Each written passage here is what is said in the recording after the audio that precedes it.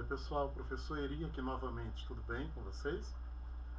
O tema de hoje, ele é um dos eixos do projeto político-pedagógico da escola em que trabalho. Hoje nós vamos fazer uma breve discussão sobre um capítulo importante da educação escolar, que é o letramento científico.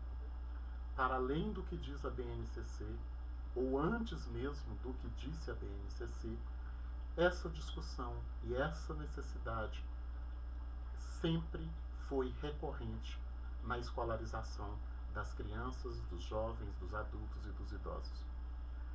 Quando nós entramos numa graduação, nós percebemos o quanto a vida escolar foi diferente e agora passa a ser mais diferente.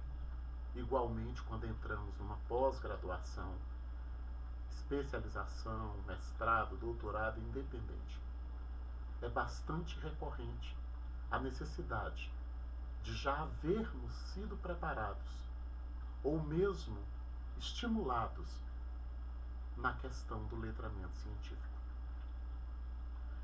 No vídeo de hoje, vou apontar brevemente algumas possibilidades e, de fato, alguma forma de colocar em prática isso.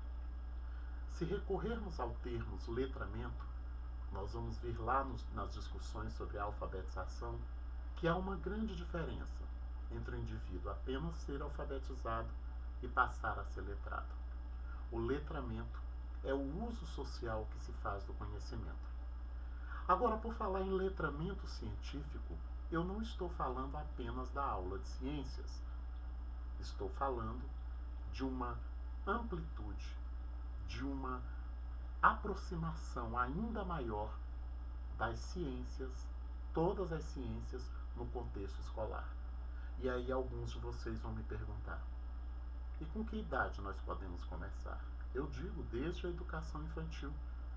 É muito importante que as linguagens utilizadas na escola, desde o início da escolarização, não prescindam da linguagem científica. Veja bem, a gente pode olhar o mundo com diferentes lentes. Eu posso olhar com a lente do senso comum, eu posso olhar com a lente teológica, ou eu posso olhar com a lente científica. A nossa obrigação, enquanto escola, é trabalhar essa lente científica. Não quer dizer que vamos desprezar o senso comum. Aliás, ele é a base da investigação e servirá para as nossas discussões ao longo de toda a construção do conhecimento. Também não estou te dizendo que você vai praticar todos os passos do método científico em uma só aula. Não é isso. Mas nós precisamos, minimamente, trazer as crianças para esse mundo, para essa linguagem, e assim também os adolescentes e os jovens. Eu vou dar um exemplo bem simples. Quando eu for trabalhar o livro didático ou um livro paradidático, eu já posso começar essa discussão em torno do letramento. Peguei aqui um livro de um querido amigo, vou dar um exemplo para vocês. A gente apresenta o livro, mas a gente não pode simplesmente mandar abrir na página, ler e fazer atividades.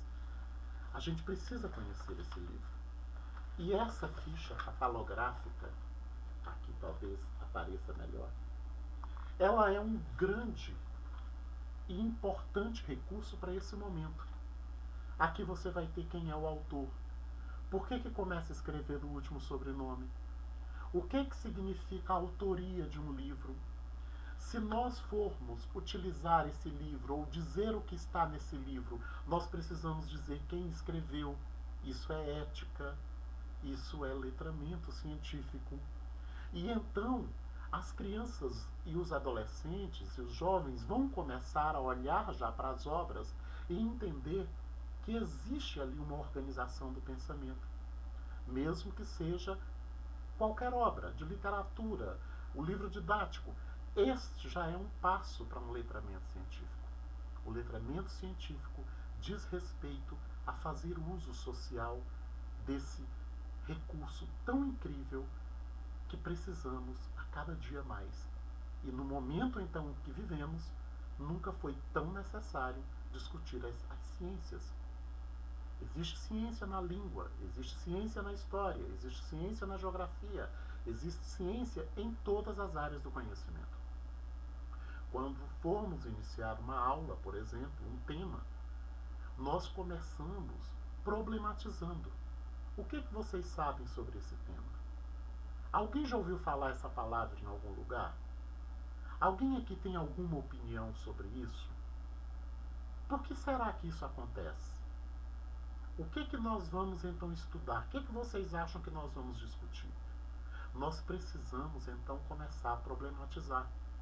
Se eu for trabalhar, por exemplo, um tema como o aquecimento, né? O aquecimento global, que pode ser discutido em qualquer etapa. E se eu perguntar às crianças, por que vocês acham que o planeta está mais aquecido? Por que vocês acham que essas chuvas fortes estão derrubando tantas casas? Por que vocês acham que está fazendo mais calor no planeta? E tudo que elas forem dizendo, você vai dando nome. E isso que vocês estão dizendo são hipóteses. Você acha que está acontecendo um aquecimento porque o homem derrubou as árvores, tem derrubado mais árvores? Isso é uma boa hipótese. Nós vamos investigá-la. Daí vem o outro passo, que é a busca da fundamentação teórica, em que as crianças, os jovens, os adolescentes vão então pesquisar para confirmar ou refutar aquelas hipóteses. Vocês estão percebendo? Não é nada tão difícil. Não é nada que de repente você também não faça. E até já faz. Mas a gente vai precisar sistematizar isso. Nos outros vídeos, nos outros bate-papos que teremos aqui, eu vou trazer mais informações e mais sugestões.